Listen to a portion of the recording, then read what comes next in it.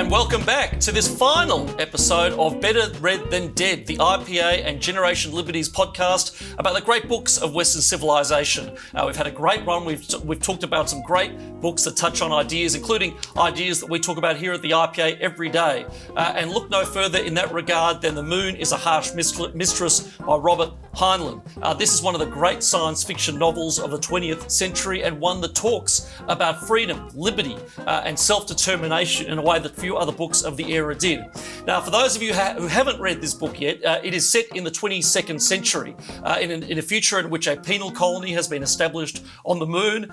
Criminals have been sent out there and have established their own faintly anarchic society, but are still exploited by their overlords on planet Earth. Over the course of the novel, these colonists on the moon, these former prisoners, form a ragtag band of revolutionaries and achieve their independence from Earth in accordance with ideas of freedom and self-determination. That's all I'll give away for now, but to talk about this book with me, we have my offsider, Chetna Mahadik, my co-host. Great to have you back and great to have you reviewing this book. Now, it wasn't one that you, I guess, loved as the others. So let's start with the difficult bits. Tell me what you thought of The Moon is a Harsh Mistress.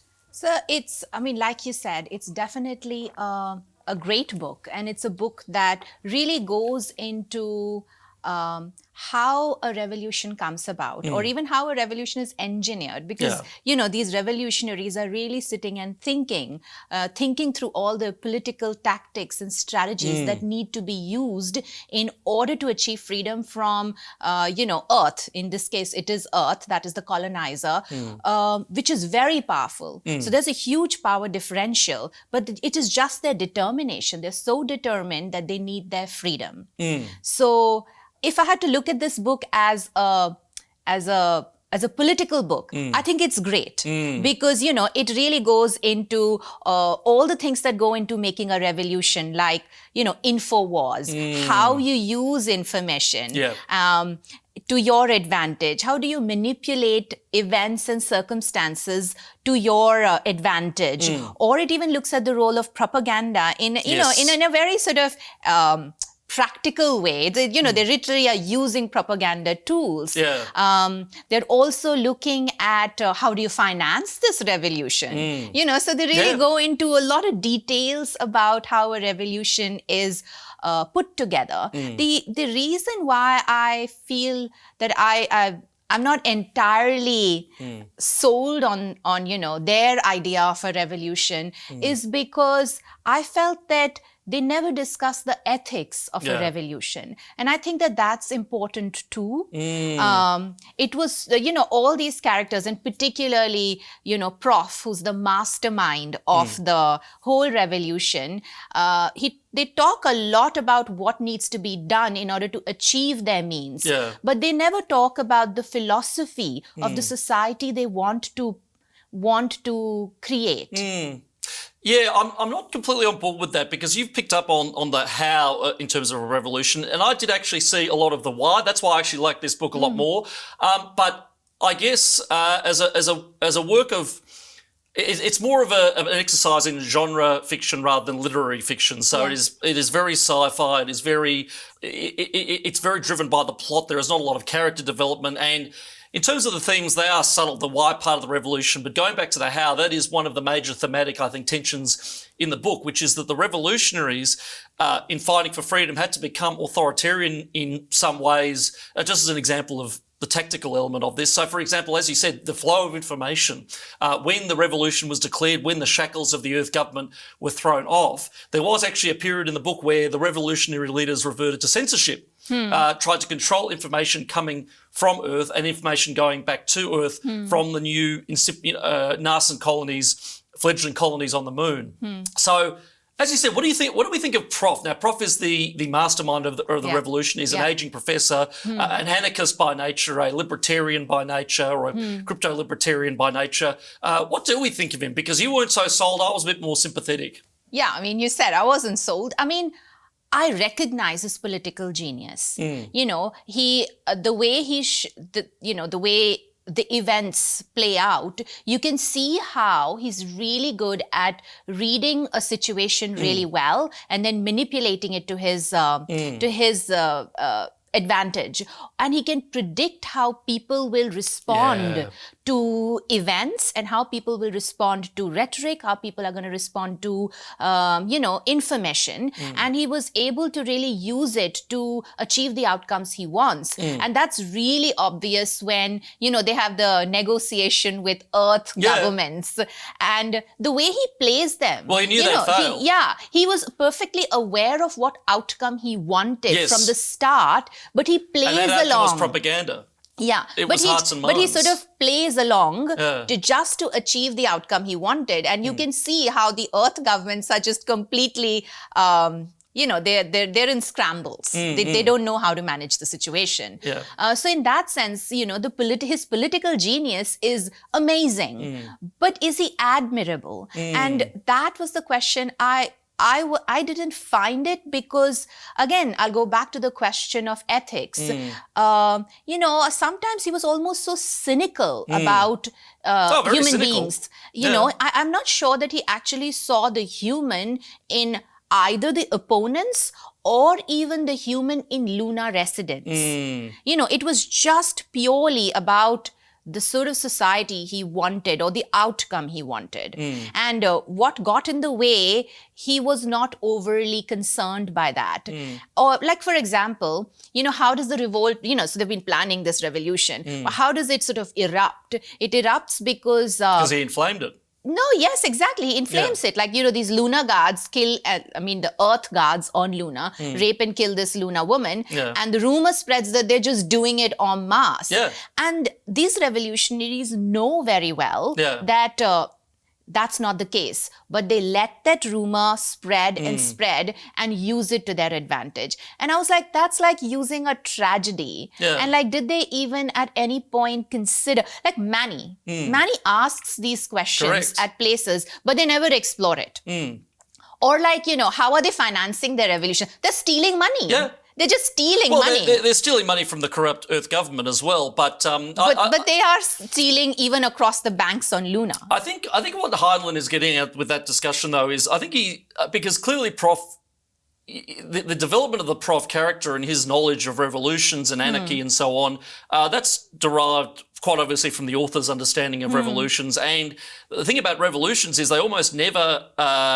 They almost always revert to some sort of dictatorship eventually, whether it's the Arab Spring, whether it's the French Revolution, whether it's, the United States. Oh, what about the American Revolution? What about the Russian Revolution as well? But the US is the exception, not the rule. Yes, but did the original 13 colonists do anything underhanded then? Was there use of propaganda then? I think what it shows a reflection on, revolution. I think if he'd made it a peaceful, ethical revolution, firstly, it would have made for a more boring book. But secondly, I think it would have been an overly romantic and unrealistic view of what these revolutions entail. They are inherently bloody, at the very least, phenomena. See, that's where I differ. And I think I differ because I come from India. All right. And, we did have a very long freedom fight, which was its own kind of revolution.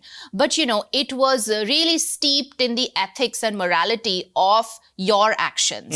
And because it was led by Gandhi. And Gandhi was very opportunistic as well.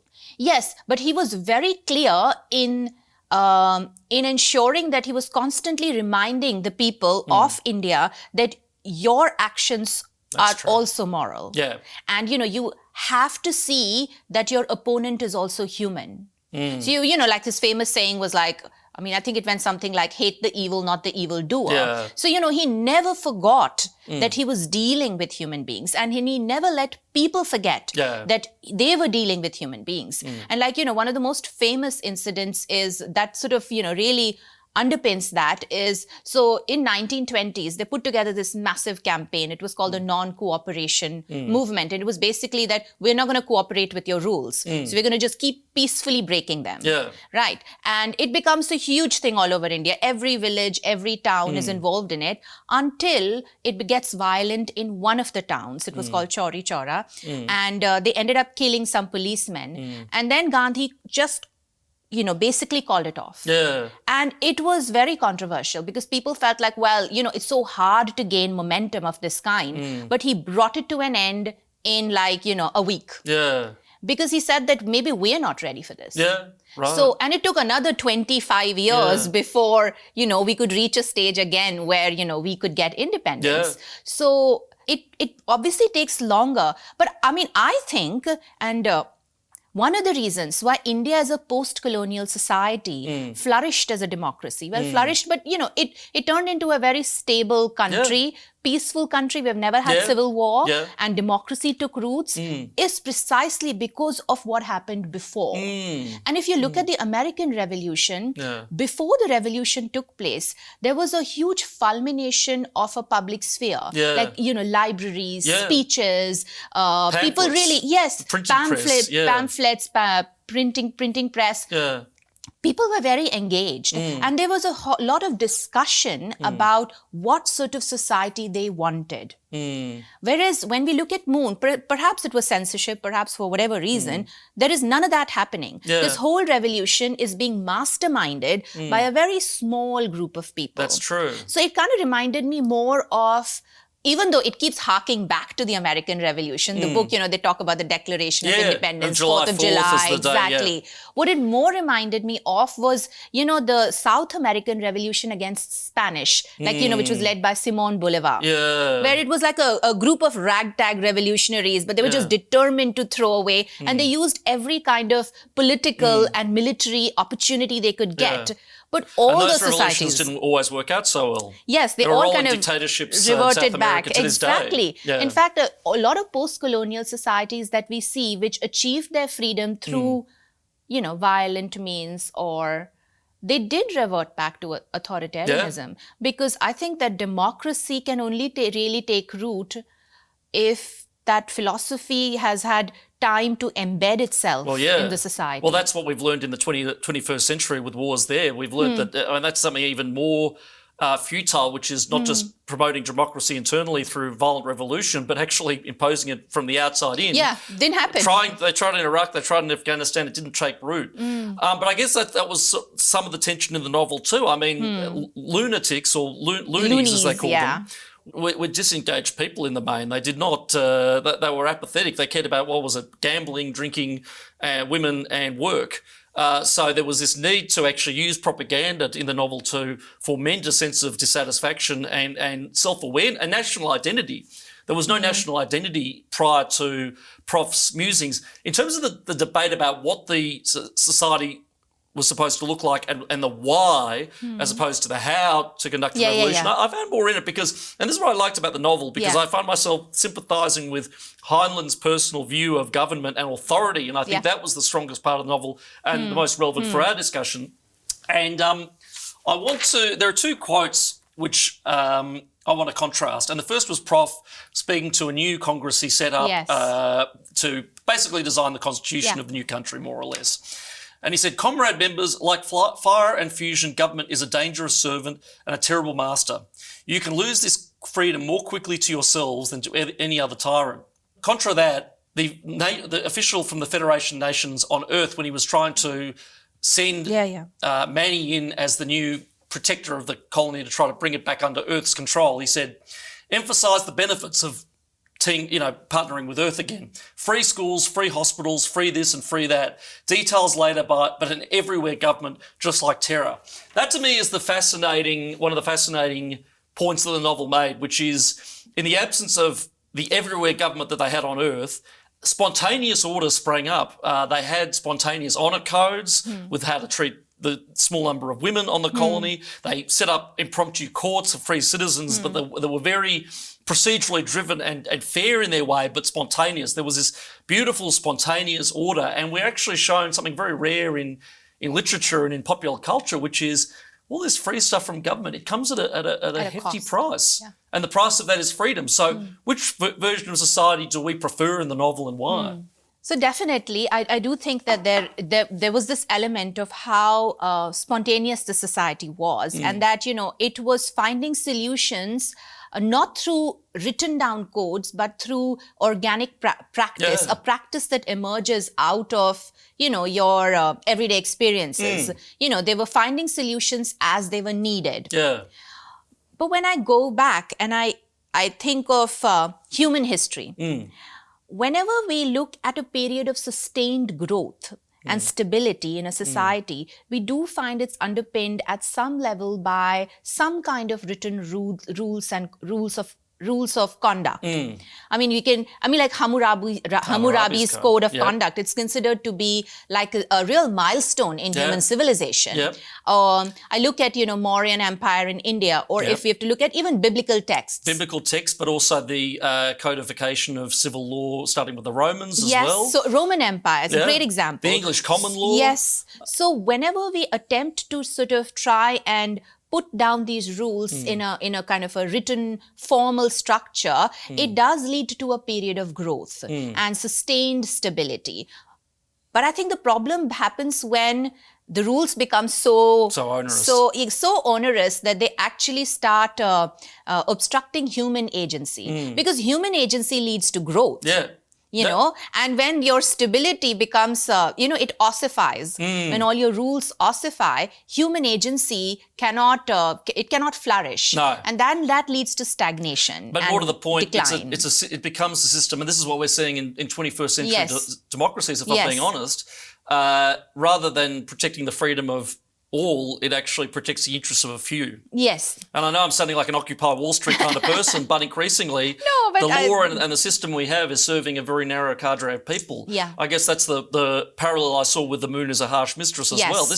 These were people who'd been thrown up on some desolate rock. They were being exploited for their labour and for their resources. Yes. And I guess that's why I have this moral ambivalence to even to Prof and the people at the top. Because the system was rotten.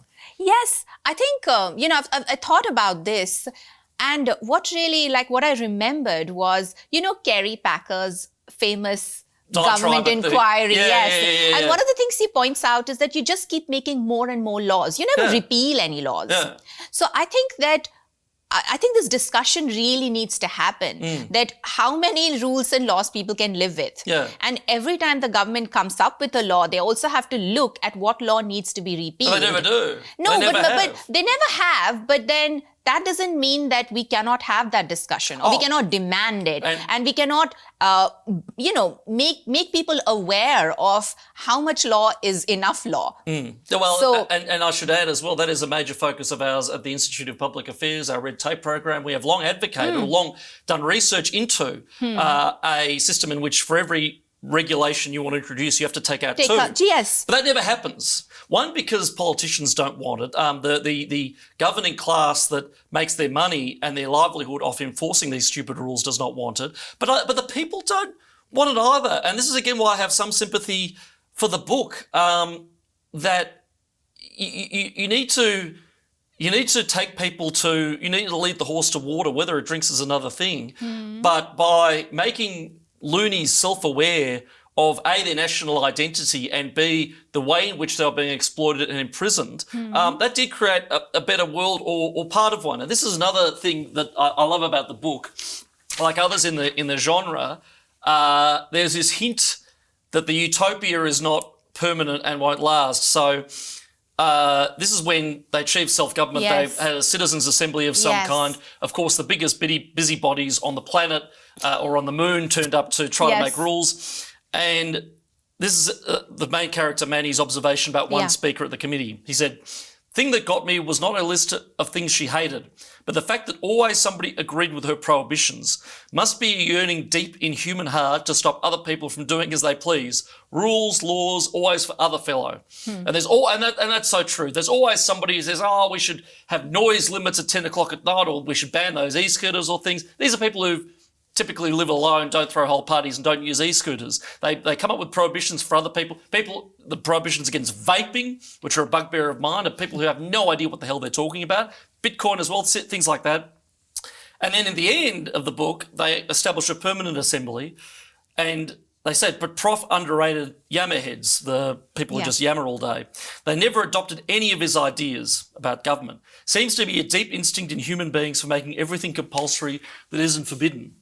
So even having gone through the whole revolution, having brought people to understanding about how dangerous overbearing government is, despite Prof's warnings that we can't adopt human governance structures because they will end up imprisoning you with stupid rules, people opted for it. Why do people opt for rules, regulations, prohibitions, taxes? I mean, low tax is now unpopular officially in many countries. Why is that? People look for rules because they are risk averse. There is a part of, our human nature that wants to control risk. Yeah. And rules and regulations help us achieve that. To some extent, the extent that that's possible. So I think that's where this tendency emerges from, this desire to control your environment. And you can see every society, unless you're constantly talking about freedom. And that's where I was just like, well, because this revolution was brought about by a very secret cabal of people who never took other people into their fold. They did to an extent. They had a cell structure.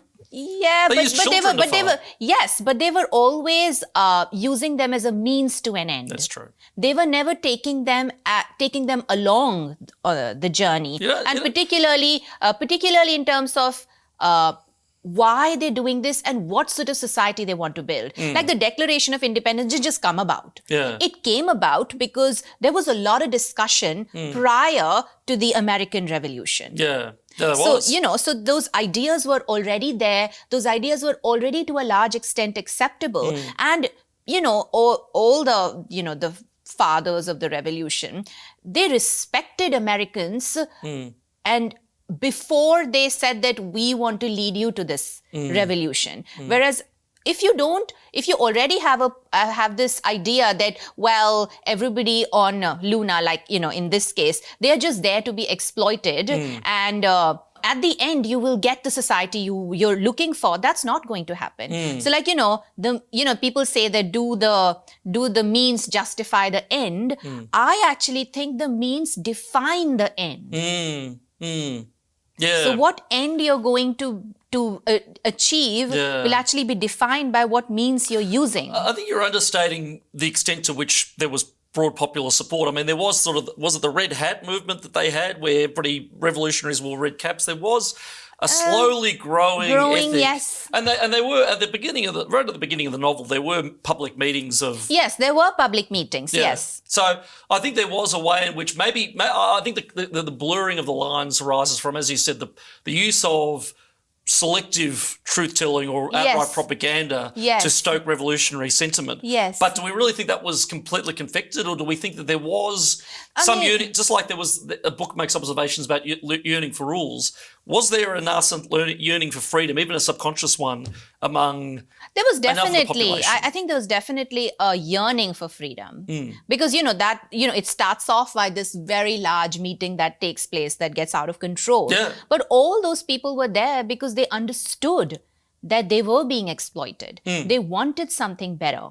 They wanted to be, basically, they wanted Earth to look at them as full humans.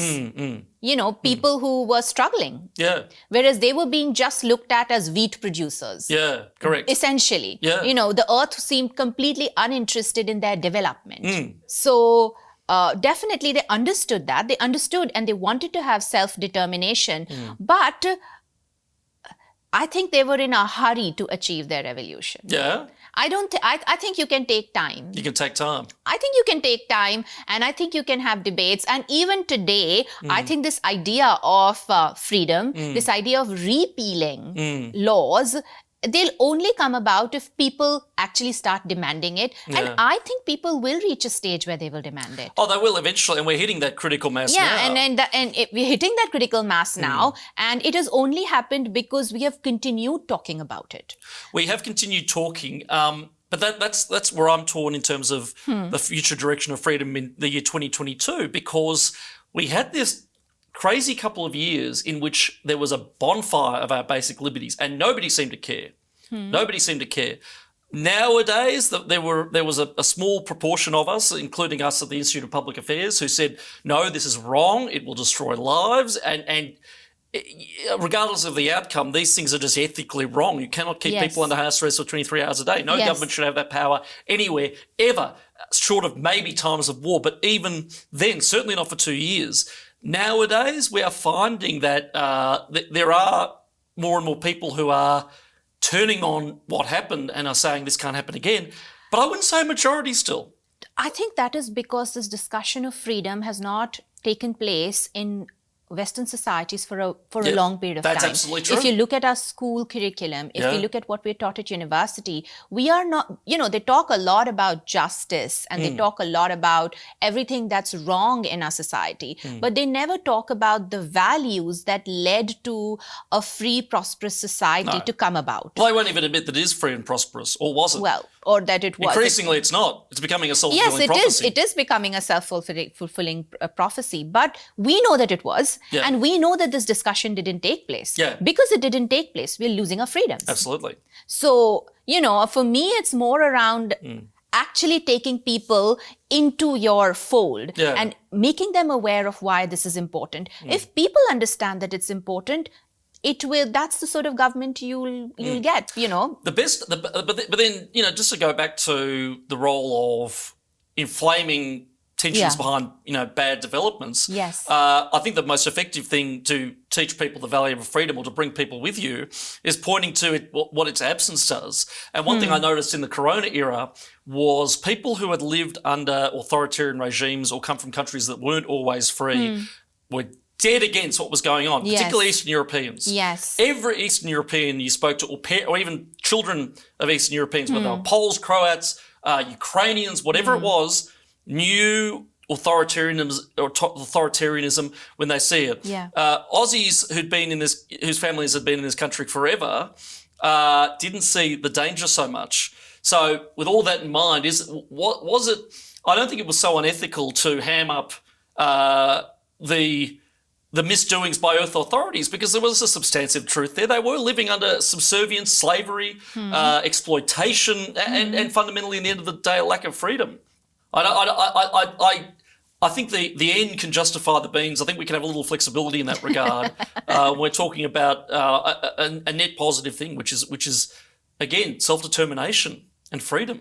I think every action you take will have consequences. Yeah. So, if you want to bend the truth, but does not doing anything it will lead to certain outcomes that you're looking for, but you don't know what unintended consequences will come with it. Yeah. And that's something you have to then be okay with. Yeah. Well, I guess the unintended consequences was, as the book reveals, it did not, I think Prof was very good at fomenting revolution and breaking things, but his vision of a free Luna, which was basically a libertarian version, wonderworld, yes, didn't come to be. No, it didn't. Because in that way he underestimated people's propensity for the comfort of rules. Comfort of rules, yes. And again, that is why I think so many revolutions fail, because people throw off the old government. There is a failure to govern peacefully, and there is a period of instability. After which time people revert to the, emperors of Rome, or the Committee for Public Safety in post-revolutionary France, or the Muslim Brotherhood after the Arab Spring. I feel that you're cherry picking your examples. That's true. Because you want to see, why didn't it happen in India, or why did it not happen in America either? We have to look at the successes as well as the failures. Yeah. Well, maybe you're right. Maybe India was a more noble fight, and the US, I suppose, was more noble in its honesty, and as you said, in building. Again, they didn't.